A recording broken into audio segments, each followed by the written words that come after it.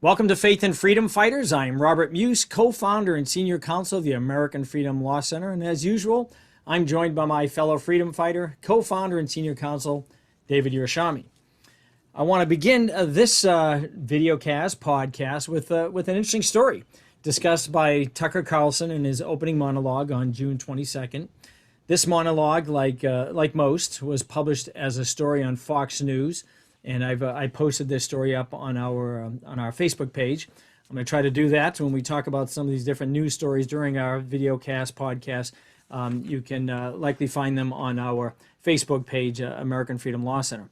Now, this article is titled, Tucker Carlson, Scientists Want to Use Human Engineering to Solve Climate Change. Very interesting article. And he discusses in part, and this is what I want to focus on, this conference it was held. It's called the World Science Festival. The conference was held a few years ago, but it featured a professor of bioethics and philosophy at New York University. The gentleman's name is Matthew Liao. I'm hoping I'm pronouncing it correct, Liao, who apparently is a influential world-class bioethicists. And he explained that climate change can be solved with something called human engineering. And here's a direct quote from this bioethicist during this conference. Quote, "My view is that what we need is a really robust ethical framework. And within this ethical robust framework, I think there's a way going forward where we can do this ethically. But there's actually a lot of opportunities for this to solve big world problems. One thing is climate change. Climate change is a really big problem we don't really know how to solve, but it turns out we can use human engineering to help us address climate change." End quote. Human engineering. And one of the examples that he uses, he talks about how he himself is intolerant to certain foods, and you've heard those who support this climate change narrative that somehow cows contribute substantially to climate change, and so he suggests that we ought to have, through some sort of either creating a pill or this human engineering, make people intolerant to certain meats, to red meat. This is what he says. So here's a thought. We have this intolerance, for example. I have milk intolerance. Some people are intolerant to fish, so possibly we can use human engineering to make it the case where we are intolerant to certain types of meat, certain types of bovine proteins. So that's something we can do through human engineering, possibly address really big world problems through human engineering. End quote. I mean, this is so absurd, but it's absolutely frightening. And before I bring David on this conversation, I want to make one point. David sent me this story, and I was looking at it online. And what I found quite hilarious is right after this section where this bioethicist was talking about how we ought to human engineer people so they have an intolerance towards red meat, particularly hamburgers and that type of thing. All of a sudden, based probably on some internet algorithm, Google algorithm, a McDonald's commercial popped up, a little McDonald's ad, selling hamburgers and cheeseburgers and fries. And right at this point where this gentleman was talking about how we ought to make people intolerant to these types of foods. So this is dangerous, crazy stuff. So David, I want to welcome you to the podcast, and I know you want to say a few words on this issue more broadly and this story more specifically. But before we do, we mentioned in our last podcast that you are a world-class triathlete. And this past Sunday, you competed in an Ironman triathlon, a half triathlon. And just give our audience on an update on what was the outcome of that race. Well, it was an interesting race. It was a half Ironman, 70.3 miles. So that's why they're called Ironman 70.3. Which is a 1.2 mile swim, 56 mile bike, and a half marathon. The full Ironmans are just double those distances. There were, first of all, it was like 100+ degrees, and the humidity was in the 80s for the days leading up to the race. And then a lightning thunderstorm moved in the morning. And so the race got delayed. And finally, by the time we got started, in order that people could finish, some of the slower folks, they cut the course in half from 56 to 28 miles. So my goal was to kind of set a new world record for my age group, but that was off the table since it was a shortened course. But thankfully, I was able to still win my age group, this time, not with the margin I had in Texas, which was over an hour, but at least by 4 or 5 minutes. So it wasn't my best race, but still came out with a win. So I was pleased. Well, that's awesome. So give us your take on this human engineering to help solve the climate change problem. First I want to give a hat tip to Tucker Carlson. He really does some good work. I will say that our discussion of his work last week on the indictments for the January 6th events was my hesitancy to embrace his view of the indictments is probably strengthened. I think he might be reading those a little bit more aggressively than he can, but that's for a different day and a different discussion. Although I will say that the opportunity for bad behavior by the Department of Justice and the FBI, given their history and the politicalization of the last 10 years or more, certainly since the Obama administration, would give one pause to give them any kind of presumption of good faith. Yeah. Yeah. Presumption of innocence, right? Yeah. So, and let me just for briefly for our listeners and viewers, on our last podcast we talked about the monologue Tucker Carlson had about where there's indications that you might have had federal agents who were actively involved in organizing and instigating the January 6th protest / riot at the Capitol. He did that based on wordings in the indictment, and which itself is interesting how they did it, because they didn't follow what would be the traditional or typical, I guess, protocol for the Attorney General for naming unindicted co-conspirators and so forth. So that's what David's referring to. But continue, David. Sorry about that.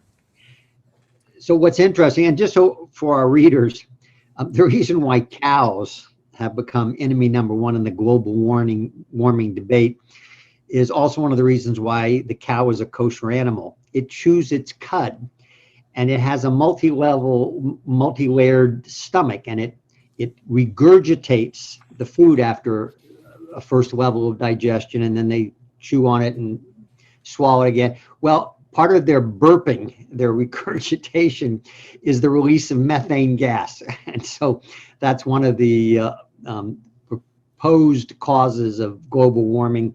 And so cows are enemy number one in that part of the world, in addition to the fact that many of those types tend to be, against eating meat as well.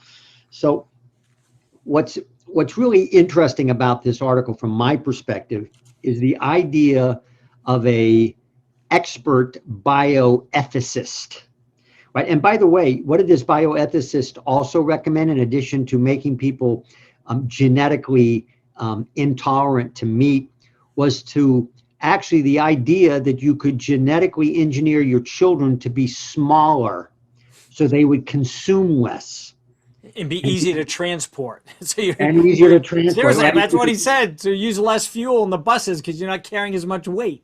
And his reference point was the fact that because we've gotten healthier over the years, we've gotten bigger, taller, fatter, and if we could just re-engineer our children, they'd be cuter, I guess. I mean, it's silly, but the real kind of thought problem is the idea of a scientific bioethicist.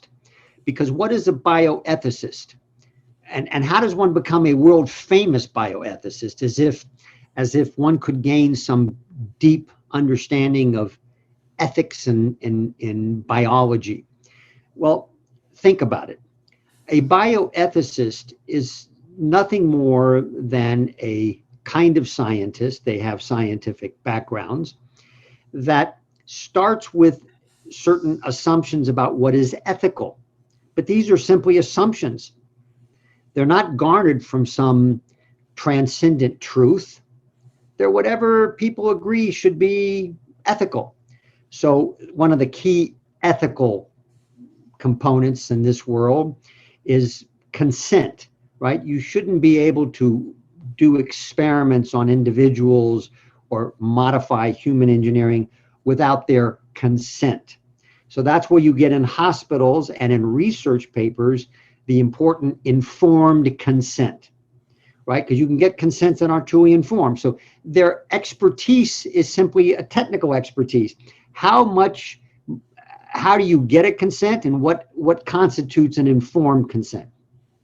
The other area is in the ethical review panels before doing research, where they have to look at, when you're conducting research, for example, on a potential medicine that's going to cure a disease.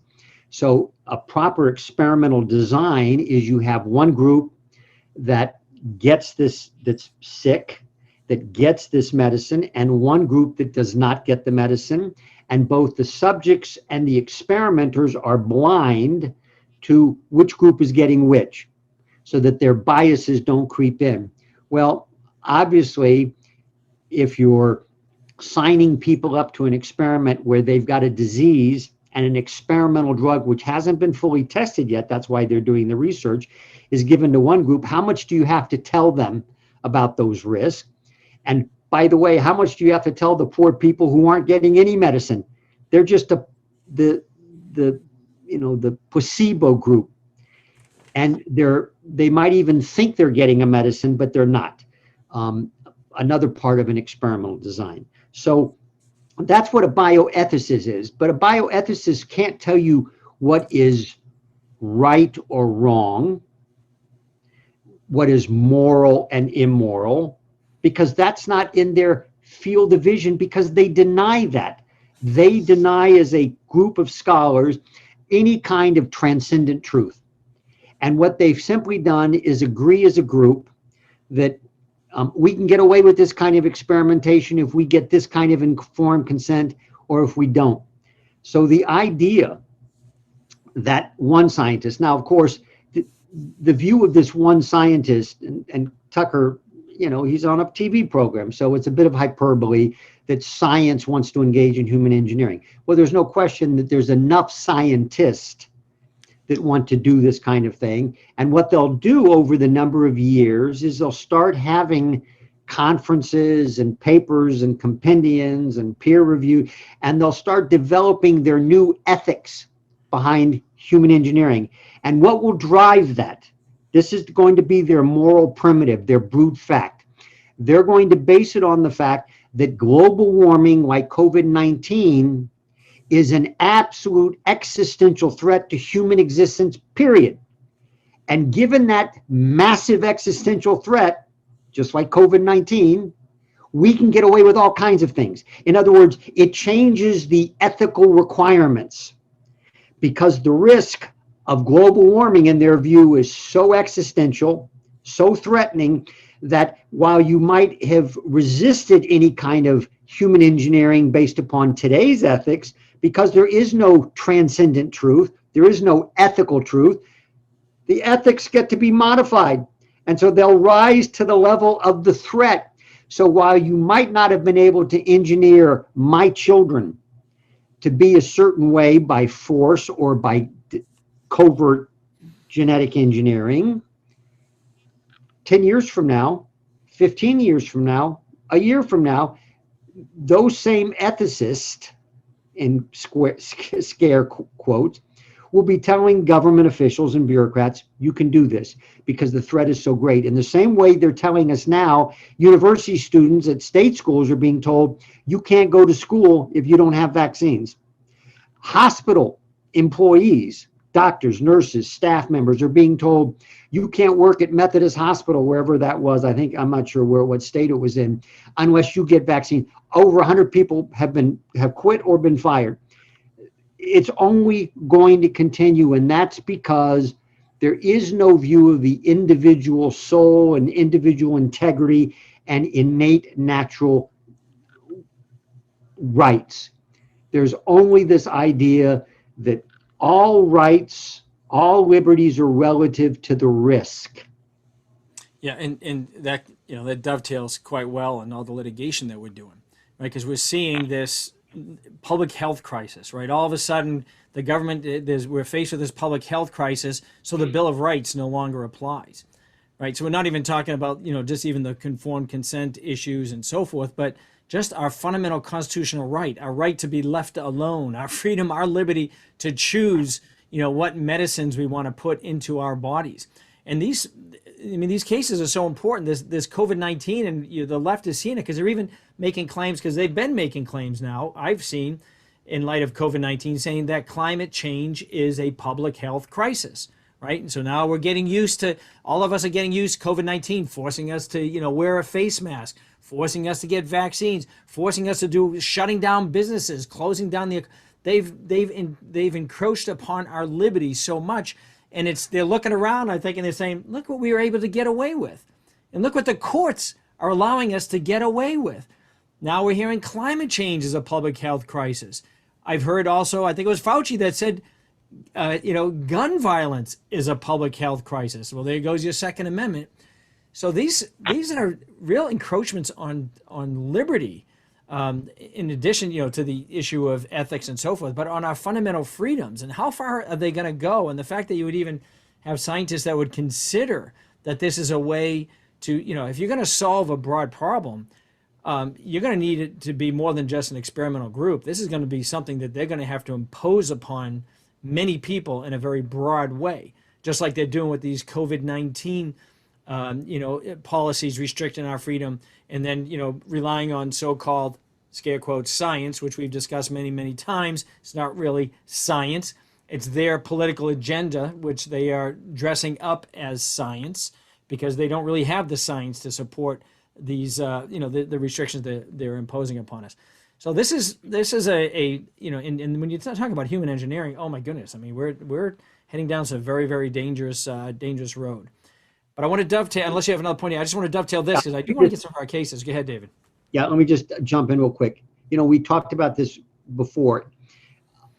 When global warming became the big cause celeb for the left, the initial discussion at the political level was that it is a national security risk. And the argument was that both the geological changes, raising water levels, ocean levels, etc., but that the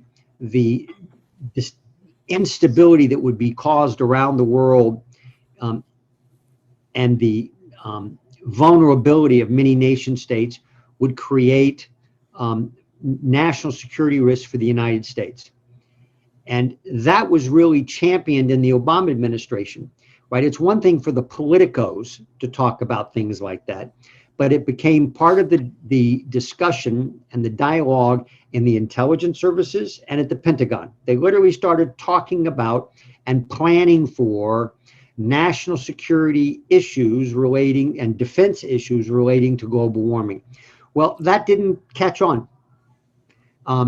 And one of the critiques by the left of the Obama administration was that global warming just didn't go anywhere, the whole fight. And I would posit that the reason for that is because the left and progressives don't care about underscored national security interest, because progressives and the left disdain national existence, that there ought not to be borders, there ought not to be nation states, we're all just one global community. That argument about a national security risk just didn't hold. When they experienced COVID and this public health risk, which is global, right? It's a global pandemic, that caught on, and they embraced that notion. And so now what you're going to find is that every cause by the left is going to be a public health crisis that's going to allow them to exercise enormous totalitarian control. And the reason being, it's global. It's not national. We're not being ethnocentric or national centric. We're not just concerned about our nation. We're concerned about the world. Yeah. And it's funny. I forget where I saw an old news article. I know when I was growing up, it was the greenhouse gases. You couldn't use hairspray, right? Anything that was aerosol was going to burn a hole in the ozone, and we were all gonna roast, and how we were all going to be dead in in I forget, it was 15 or 20 years. Well, that article was written like 30 something years ago. So here we are, right? AOC said we're all going to be dead in 12 years. Was that like 2 years ago? So we got 10 years left. I'm going to check my calendar and Let me show you get how I better at date. time. Let me show you how I date you by a decade. So when Yeah. I was about that age, the big scare was the global freeze because temperatures and we were told we were all going to go into another ice age. I remember that distinctly. Then it became global warming. That's why it didn't really catch on, because we were whiplashed from an ice age to melting down in heat, right? Yeah. Well, hey, in line with this, the discussion of this enforcement of these, COVID restrictions and the vaccines, there's a kind of a new interesting update on the COVID-19 vaccine, which we've addressed, and we said, look, this is experimental. It's actually quite dangerous to many people who when you weigh the risks and the benefits, that shouldn't probably get the vaccine. But again, that's an individual choice, but not what the government's doing. As you mentioned, in some universities, they're requiring the students, and we're talking college age students, right? Healthy students, individuals who really have very little risk from this disease, unless they have, some serious comorbidity or, some other, some factor. But on average, no risk. But there was something the World Health Organization just came out with that apparently social media didn't like, right, David? Why don't you fill us in? Yeah, so there was several articles last week on the fact that Facebook was censoring individuals who were simply reposting the WHO, the World Health Organization's um, guidances, telling young people, and especially young males, not to be vaccinated, that there were outstanding questions of risk, right? The enlarged heart issue. There's others that, given the low risk of infection and any kind of bad outcome for young people, the risk benefit analysis from the WHO was a guidance that young people should not be vaccinated. Well, Facebook found this to be contrary to the guidance that they were getting from the US government, and started censoring that speech. And again, this kind of segues, Rob, into our litigation, but this goes to this unification of purpose between government, public policy officials in our government, and big monopoly power social media.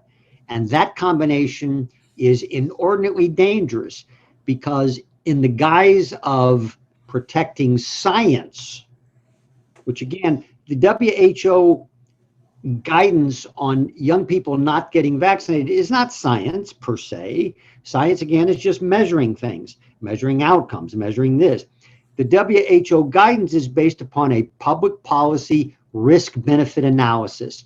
And that's something that bureaucrats can do, but each individual can do. And our position here on this podcast has always been, what government should have done at the beginning of this crisis is keep us informed about what science does say and what it doesn't say, and keep us informed about the risks, but have each individual adult make those choices themselves.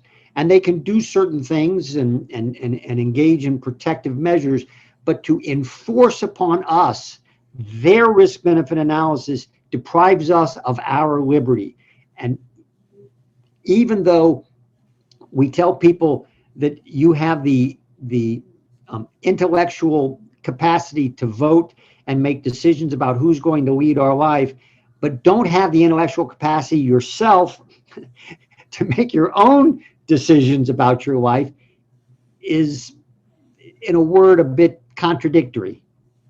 Yeah, and the irony, because as you know, people who've been listening to our podcast, watching our video cast, know that we're preparing litigation against Facebook for their censoring of one of our podcasts, where I think it was back in April, we discussed at the time what the circumstantial evidence demonstrating that that it was quite likely, certainly plausible, that the virus was leaked from the Wuhan lab. Well, you know, who's getting the last laugh on that? But anyway, so they censored us and they took it down. It's still not up. And even as of today, they've censored it, even though our discussion was exactly correct and the evidence keeps mounting in favor of our position on that, or our discussion on that. But they relied on their COVID-19 community standards, which they cite as the primary source for those, the World Health Organization. So the very standards they used to censor us, their gold standard, I guess, as it was the World Health Organization. Now they're censoring the World Health Organization's guidance because it doesn't fit whatever narrative that they big tech and the Biden administration want to convey. So I mean, the hypocrisy of these people is, I mean, you can cut it with a knife.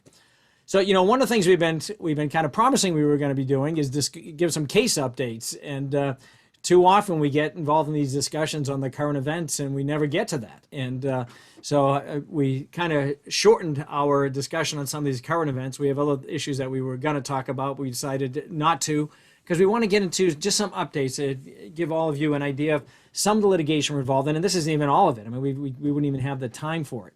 And I'm going to start off with David has two cases out of New York, which are quite interesting.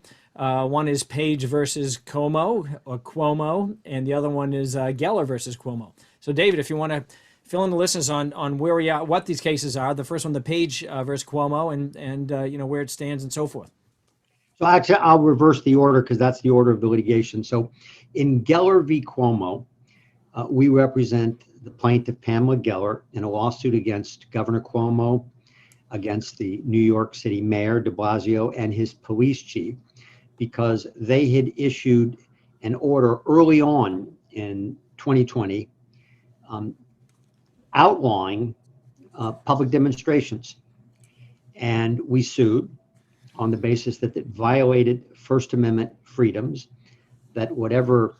And the reason we sued was because they had all kind of exceptions for other public gatherings, walking your dog, bicycling, whatever you wanted to do, but you just couldn't have the same protest in mind. You could gather and be 6 feet apart, and as long as you aren't attending the same demonstration, you could do that. Well, that violates the First Amendment because there's no rational, or we have different levels of analysis. I won't go into that today, but there's no basis for making that distinction. Well, we sued, and the court ruled against us at the trial level, and we went to the Second Circuit Court of Appeals, probably the second most important court of appeals among all of the various courts of appeals behind DC, because it gets a lot of important financial cases and otherwise. And in the course of that appeal, we had the George Floyd protest. And guess what? Cuomo and de Blasio and the New York Police Department embraced those protesters and those demonstrators, encouraged them. And in the case of the New York Police Department and the mayor of New York, they actually participated in those without masks, without social distancing. So on appeal, the New York Second Circuit Court of Appeals, which deals with New York federal court appeals, said, to the attorneys for the state and the city, you guys, your explanations for the distinction here don't make any sense.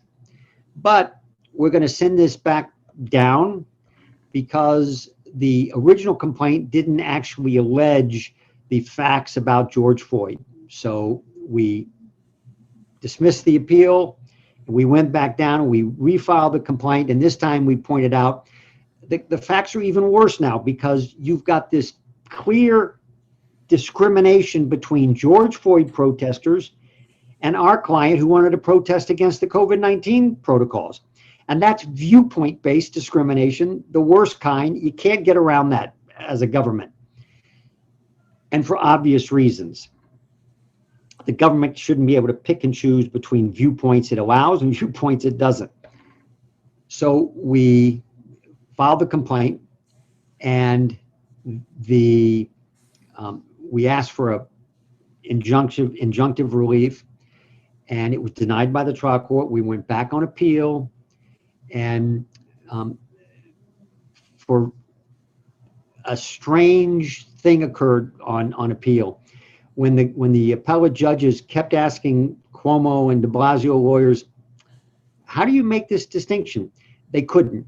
So finally, one of the judges, who happened to be an Obama appointee, the other two were Trump appointees, said, well, why they let him get away with that was, yeah, they're going to be explained. It's disturbing. It's troubling to me. He literally turned to the attorneys on the Zoom call and said, you wouldn't really enforce this against Ms. Geller, AFLC's, American Freedom Law Center's client, and in the face of not enforcing against George Floyd. And they both essentially said, no, we're not going to enforce it against Ms. Geller. So they said, well, Ms. Geller, you don't really have a reason for injunction, because both sides, the defendants, the state and the city, say they're not going to enforce it against you. So you can still litigate the underlying issue. Was the ban against your demonstrations a violation of the First Amendment or not? But you don't get an injunction, because an injunction simply prevents them from doing it going forward. And they've told us in court they're not going to enforce it. Yeah, and by the way, after the judge really encouraged them to agree with what he was suggesting that they actually do, even though that wasn't their position at the beginning of the argument, and the two Trump judges were all over them. And this was one of those arguments that was going very favorably. Then all of a sudden, here comes the Obama judge who bailed them out. And the fact that the Trump judges let him bail him out, it was disappointing, is a polite way to put it. And it was because you were arguing and you did marvelously, and I was watching the argument, and I was just shaking my head, going, "You got to be kidding me!" Right. And to let our audience know how bad it was, when the Obama judge asked the state lawyer, said, "Well, we're going to leave enforcement up to the city."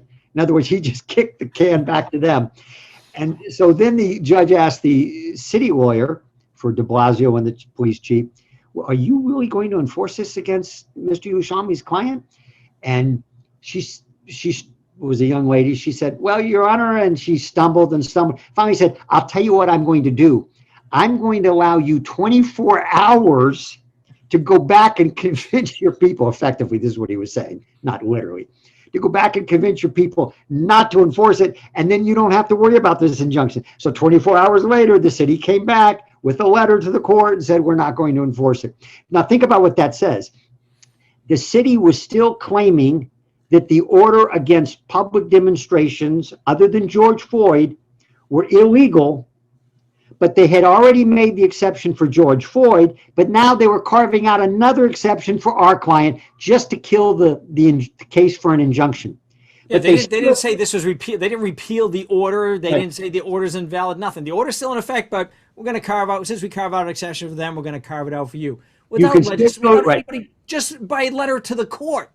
I just want our listeners and viewers to understand the nonsense that we have to deal with litigating these cases. I guarantee you, ACLU lawyers and they don't have to deal with the same things we're dealing with. When we win one of these cases in the appellate court, it takes a lot of work, because we are swimming upstream, fighting the tides all the time at every turn. So even when we get 2 out of the 3 judges that favor us. So now look what happened. So we had to go back down to the trial court to have litigated for future purposes, because we have variants of COVID. We're going to have other viruses, God forbid, and so we don't want our First Amendment liberties stolen from us in the name of public health. So when we went back down to the trial court to litigate, was their behavior a violation of the First Amendment? With no question, it was. You cannot allow George Floyd protest and not allow our clients protest. And the trial judge listened to the oral argument. You can bet on that, or certainly had a clerk. And so he heard how the judges were leaning in our favor. And so the defendants filed a motion to dismiss, essentially arguing, well, now that we allow a protest, you don't have to decide this case, Your Honor. Just kick it out. It's, don't worry about any past violations because they weren't meaningful. The judge, this was now, what, a year ago? Almost a year ago? The judge is sitting on it. He's not ruling. Their motion to dismiss has been fully briefed and argued, and he's just sitting on it. And the reason he's sitting on it, in my view, is that he knows that if he rules in our favor, it's going to get reversed on appeal. And so what he's waiting for is one of two things. If he rules against us, it's going to be reversed. Right, ruled against us. Yeah. Right, I'm sorry. So what he's waiting for, in my view, he doesn't want to rule in our favor at all. Right, he doesn't want to rule in our favor. No. So not this judge. He's waiting for COVID to be completely over, and then he'll say, well, it's all moot, and he'll take his risk there. He won't rule against us. He'll just say, well, it's no longer a case in controversy. COVID's over, and you don't have standing to argue about what happened, and that you weren't really going to protest anyway. Some of the old arguments we heard from him. Or, and this is the stretch, and I'm only hypothesizing now, Trump, during his short term in office, 4 years, one term, was able to appoint a lot of judges to the trial and appellate courts, and he appointed a lot of judges to the Second Circuit, which is why on one of our appeals we had 2 Trump appointees out of 3, and in one we had 3 Trump appointees out of 3. I think he's waiting for Biden and all of his appointees to restack the Second Circuit, because you bet your bottom dollar he's going to do that, so that there's a greater likelihood that he'll get Biden appointees who'll, rule willy-nilly against us, so that he isn't reversed. That's my hypothesis. My hypothesis. I could be wrong, and maybe he's struggling with the great factual and legal issues confronting him. I am saying that tongue-in-cheek, of course, because you cannot allow George Floyd protesters and participate in them and deny our client and claim that's not a violation of the First Amendment. You cannot make that argument with a straight face. So I think he's waiting on the mootness thing. That's what's happening with a lot of these cases now.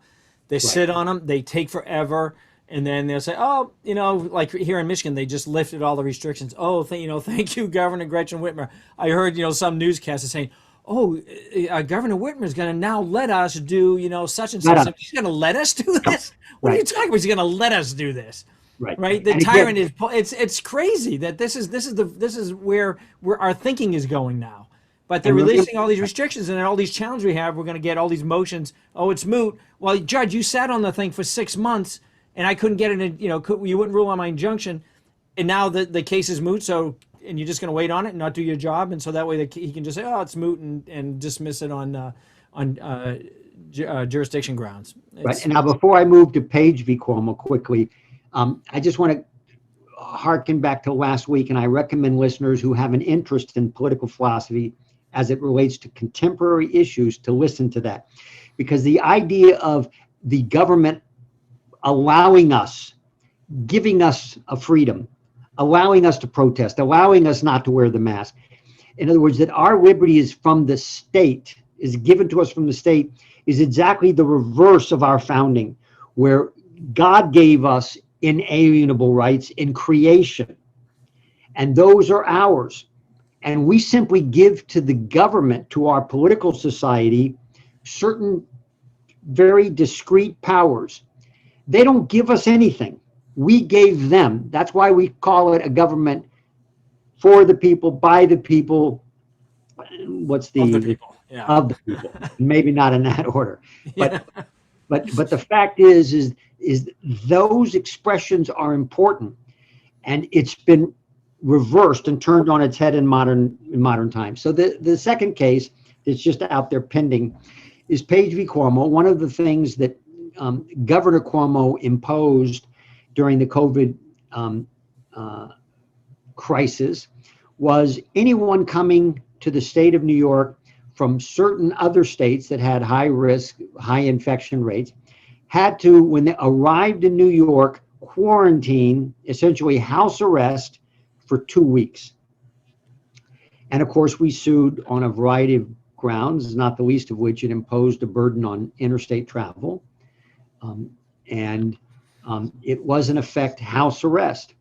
And the exceptions and the arbitrariness of who and when one had to go into this house arrest once you arrived in New York were entirely arbitrary, and they weren't based on any science or anything tangible. And indeed, we know what happened with those protocols, those orders, that they changed constantly. They kept flipping and flopping. One state would go in, would go out, go in and go out.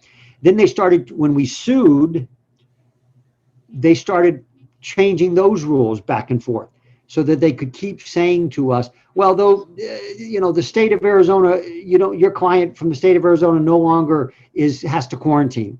But then a week later, they do have to quarantine.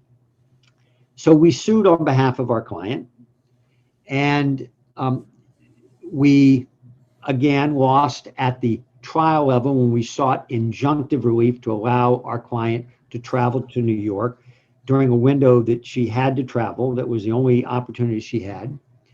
And then we went up on appeal when we lost. And I will say that at least at this level, the trial judge in the Northern District of New York really did struggle with the law. And he pointed to certain problems, but again, out of fear. And the default by a judge is no different than the default by a bureaucrat. The fear of a public health crisis will invariably lead government figures in power to restrict our liberty and not give us the freedom to choose what we're willing to subject ourselves to or not. So we went up on appeal, and we had first appealed and sought an injunction so that the government couldn't impose their rules during the appeal process, which can take months.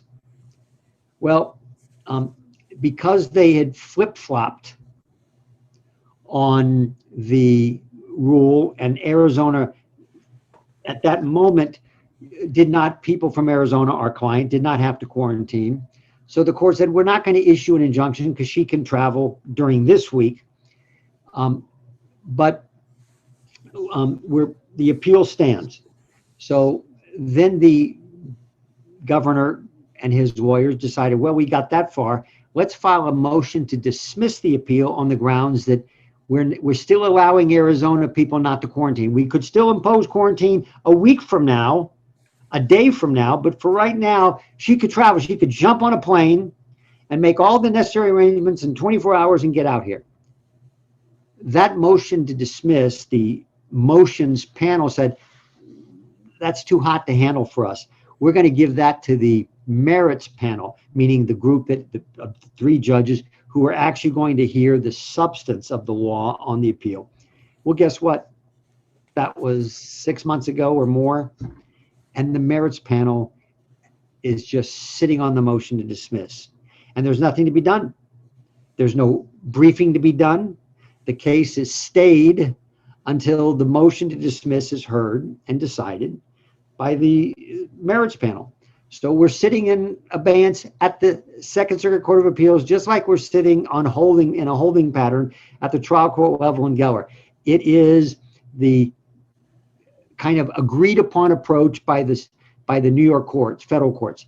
Let's just sit on these cases. Let's wait till COVID becomes a distant memory, and then we can rule however we're going to rule.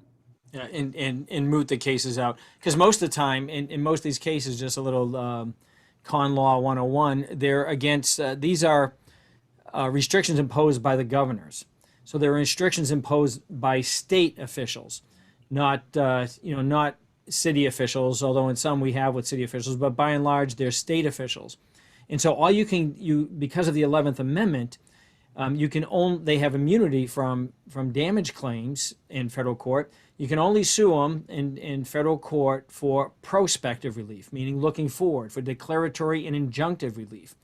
And that's, that's a huge issue, because as we mentioned, when they're waiting and waiting and waiting to make rulings on these restrictions, and if it's going to be prospective looking forward, and then next thing you know, like here in Michigan on this past Tuesday, Governor Whitmer lifted all the restrictions. Well, the restrictions are no longer in place. Well, there's no longer a need for an injunction. Well, what happens? The case gets dismissed as moot on jurisdiction ground. The court no longer has any jurisdiction.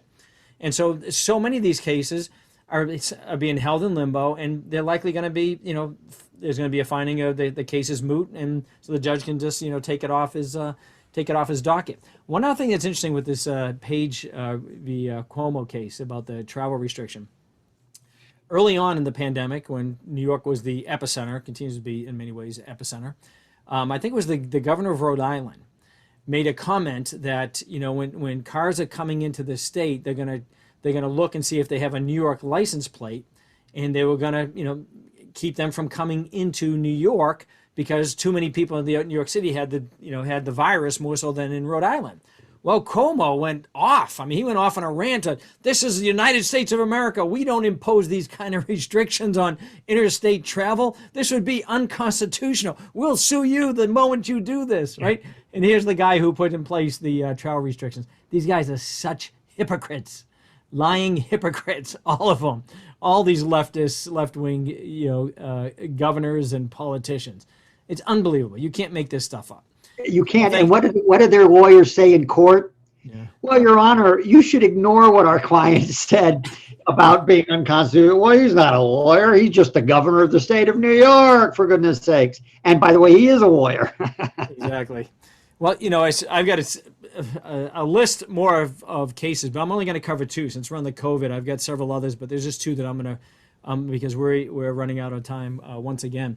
The first one is Beamer versus Whitmer, Governor Whitmer. This is one of our first lawsuits challenging these tyrannical COVID restrictions. It was filed not this past April, but April of 2020 against our inept Governor Gretchen Whitmer. The lawsuit challenged, among other things, the restrictions. And this was one of the worst, emergency orders of any governor. She was restricting people from going, up northern Michigan has some beautiful lakes, and a lot of people have cottages up in northern Michigan. That's the country up there. And she was restricting people from traveling from their home. Like if you lived in Ann Arbor, for example, and you had a cottage, up by Traverse City or some other one of these other, beautiful spots, you couldn't travel to your cottage. And apparently the rationale was, you might have to get gas, you'll grab the gas pump, and somehow that'll transfer the disease to somebody else. So you couldn't travel interstate to your very own property. So you couldn't travel from, if you're in an area where you had greater concerns of COVID, and you decide, I want to go up to my cabin in the woods and just kind of hang out up there and hide out there, you couldn't do that.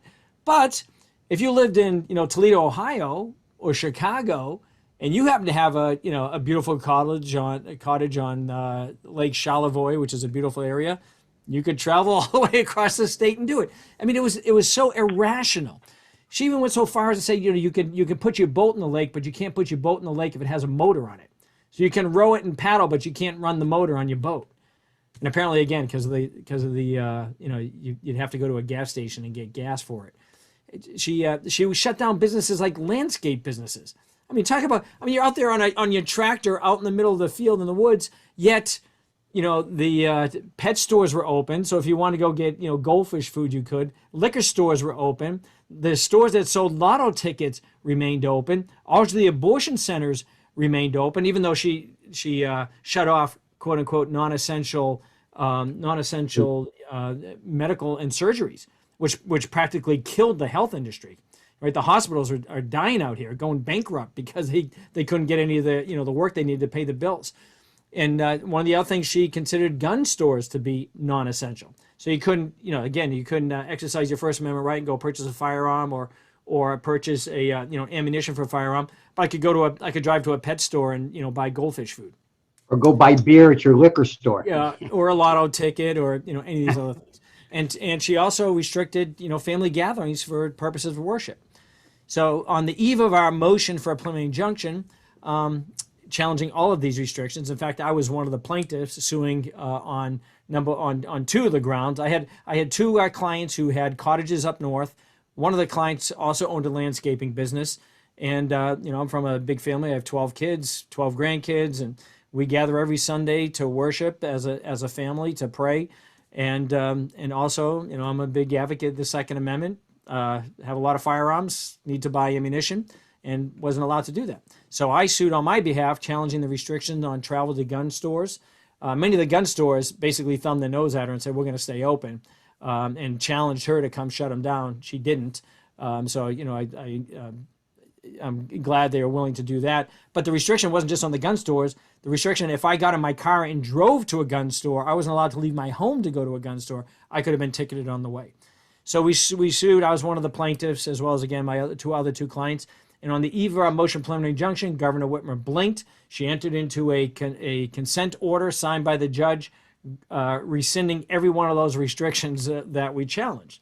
And so then after doing that, she asked us to dismiss the lawsuit because, of course, now we don't have any need for prospective relief. Well, we refused. And this is one of the arguments that's going to come up in all these cases with the mootness. And we're arguing there's a doctrine known as the voluntary cessation doctrine. Meaning, and this particularly applies when you're not talking about legislation, which has to go through the whole process, pass typically to, a house, state house, state senate, and then get approved by the governor. When you have legislation that's passed and then they repeal that legislation through that process, it's a good indication that that conduct is over, so it's ceased. But when you have these ad hoc orders that are just issued by one tyrant, right? These governors who can issue executive orders with just the stroke of a pen, and all of a sudden, boom, we have these restrictions on liberty. They don't get that same presumption of cessation. So when they voluntarily cease their conduct, it doesn't necessarily, and this is almost a direct quote from a line of cases, it doesn't deprive the tribunal, the court, of the power to hear and decide the case. I mean, the case is no longer moot. The court could still have jurisdiction, and principally for two reasons. One is that the bad actor, the governor, could always return to their old ways, like David was explaining in the page v. Cuomo, where one day Arizona's on the list, next day they're off the list. So it's back and forth, back and forth. So one, they can always return to their old ways without a court order. And number two, the public has an interest in determining the legality of the practice. And so those are two very strong arguments, because this is going to become the new norm, right? We know everything's going to be a public health crisis. And so when the governors are exercising these incredible powers, they're tyrannical. I mean, it's almost like we have monarchies now in each of these states, where the legislatures are kind of been, nullified by their exercise of these executive powers. So we have, they filed the motion to dismiss on mootness grounds. We opposed it, arguing that the voluntary cessation doctrine, as well as this other doctrine called capable of repetition but evading review, meaning that this could happen again, but because they're always so short term, that the court needs to decide it now because it's likely to come back up again. It's kind of it's related in some respects to that mootness issue. So, and waiting for the judge to rule on those motions. And then the last case. Let me just before you get out, let me just jump in real quick, so everyone can understand. So voluntary cessation, in addition to the policy reasons that Rob pointed out, it's essentially a doctrine that says you can't issue unconstitutional or illegal governmental orders, force people like our clients and our organization to sue in court, go through all of that process, and then when you're about ready to lose, like they did in Geller, when they said, well, we won't enforce it against Geller, or when they kept changing in Page v. Cuomo, the travel restrictions, that you can't wait until the last minute when you see you're going to lose and rescind your order and say, okay, case is moot, you can't go any further with the litigation, you got to dismiss it. And then as soon as it gets dismissed, you issue your order again and make them sue again, and then you bounce back and forth. That gamesmanship is the problem that the doctrine of voluntary cessation tries to get at. And that's the issue that we're dealing with on an ongoing basis. And why, by the way, just again, when we're suing Twitter and the government, we're suing as a class action, because you might want to say you're not going to impose it against our one client, but we're representing everybody who's subject to this bad behavior.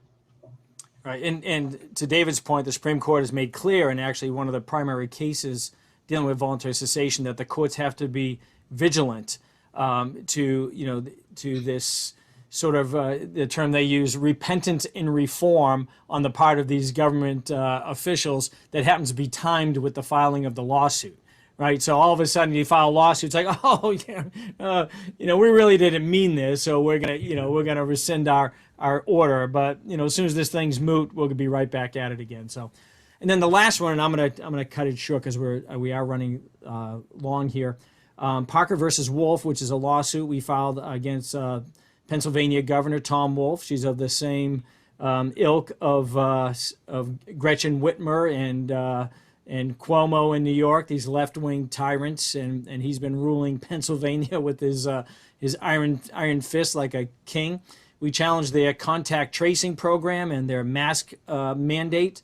We filed a motion for preliminary injunction. It was denied on standing grounds, which is, to me, is kind of absurd, but it's the easy way for a judge to get rid of it. And we appealed that up to the Third Circuit, the denial of the preliminary injunction, and it's scheduled for argument this September.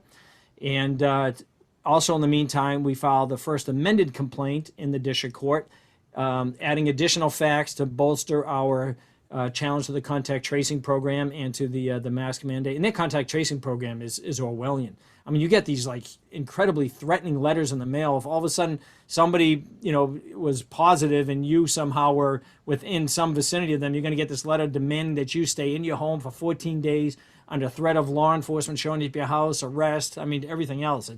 It's great, and there's no even requirement for them to verify that the test was actually even a positive test. They don't even know what cycle threshold they test at for their PCR test. They use the antigen test, which is it's not a reliable test, and there's no way for somebody who has to be quarantined. Right? You got to work, you got to feed your kids, you got to pay bills.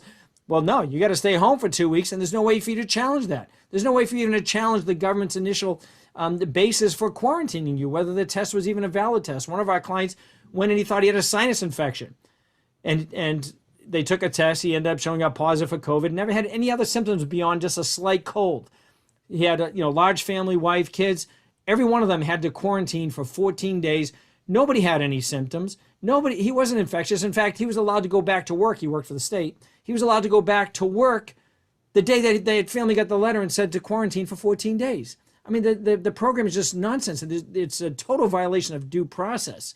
And then the mask mandate, obviously. But we also amended the complaint to challenge their, vaccine policy. The state of Pennsylvania is, like so many of these other states, going the direction where there's coercion, whether it's direct or indirect, to get people to get this vaccine. Even though, our clients and their families are young kids, they have no comorbidities. Chad Parker already had a positive test on us.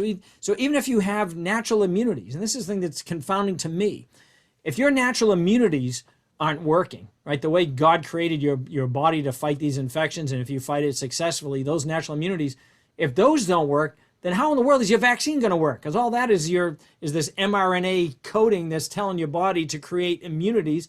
It's telling your body unnaturally to create immunities naturally for this virus, immunities that your body would have created if you had the virus. But they're putting all this pressure on individuals, even to the point it's like, if you don't have the vaccine, then you have to wear your mask, right? So it's like the government saying, all right, you want to breathe freely, get the vaccine. You don't get the vaccine, you got to wear your scarlet letter, right? This mask across your face. You got to walk around in the public, unclean, right? Notifying that you're one of the people that didn't get the vaccine, even though if you might have natural immunities. So this vaccine issue is really going to start coming to a head, and we're seeing it already, as we've mentioned. College students being forced to have to get a vaccine, kids going back to school. Wait to see what happens when they start back up in the fall. There's probably going to have to be vaccine for COVID-19, and in COVID-19 again, the vaccines, these things are experimental. Even the Centers for Disease Control on their website makes the point that this is experimental. Again, these weren't FDA approved; they were FDA authorized under emergency use, and we're starting to see more and more. David mentioned World Health Organization. I think it's the age they said 18 and under shouldn't get the vaccine, or suggesting they shouldn't because there's huge risks for serious health concerns, and we're seeing that. So it's these are issues. So they filed a motion to dismiss. No big surprise It's pretty typical, and I think I have a week and a half to respond to it. So that one's in the throes of litigation, and we've got many, many more. But we've already, I think we're perhaps a little beyond our hour that I try to keep these. So, David, do you have any comments before I close this out? Yeah, I'm just going to mention one factoid, as they say, relative to the kind of the tyrannical power that you've just described. As you know, I represent a family-owned restaurant chain, fairly successful here in Southern California and elsewhere. And during the COVID crisis,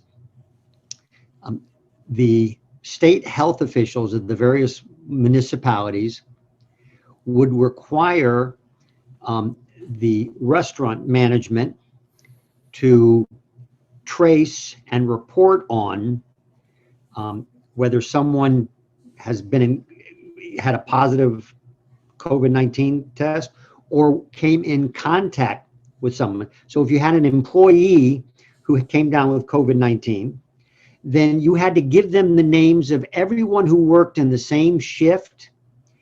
And then you had to give them the contact information so that they could go to each of these individuals and then find out who they were in contact with to impose these quarantine requirements.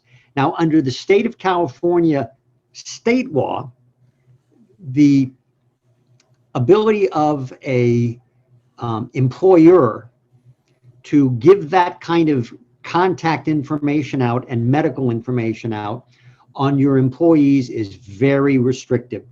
And there was no basis that under state law that would allow an employer to give that kind of information to the public health department without a court order or something. And so every time one of the municipalities would demand that information, I would always write back to them and then have conference calls with them and their lawyers and their nurses and their public health officials saying, look, the state law says my client, the employer, cannot give that information to you. Go get a court order or fix the state law or do something, but I can't tell my client to do it. So what would the public health officials, typically the lead nurse and the public health official, say? After arguing over and over again, well, we can do this, we can do this. And I kept saying, show me in the law where you can do it. They couldn't. So here's what we would always get. We would get a letter saying, if you don't provide this information, we're going to have a public press conference and issue a press release identifying your client's restaurant as being a source of infection and et cetera. So in other words, we'll kill your business. Extortion. Yeah. We'll turn you into, as Rob calls it, the scarlet. We'll turn you into the unclean infection site, and you won't have any customers. And so you don't have to worry about state law anymore. Every single time. Now, we worked out compromises where we would get our employee on the phone. If they wanted to give their contact information, they could. But that's the kind of tyrannical power grabbing that takes place and took place through this crisis. Yeah, you can't make this stuff up. It's frightening, and we're fighting it every day, trying to do our best to maintain those freedoms and those liberties. Right, our tagline: "Fighting for faith and freedom," and that's what we do. So that's all the time we have today, and as always, we look forward to our next discussion. We thank all of you for joining us. As you know, our video casts are posted on our Rumble and YouTube channels, and our podcasts are posted on Spotify and Stitcher, Faith and Freedom Fighters. So if you like the content, please follow us and please spread the word. Thank you again, and may God bless you, and may He continue to bless America. Amen.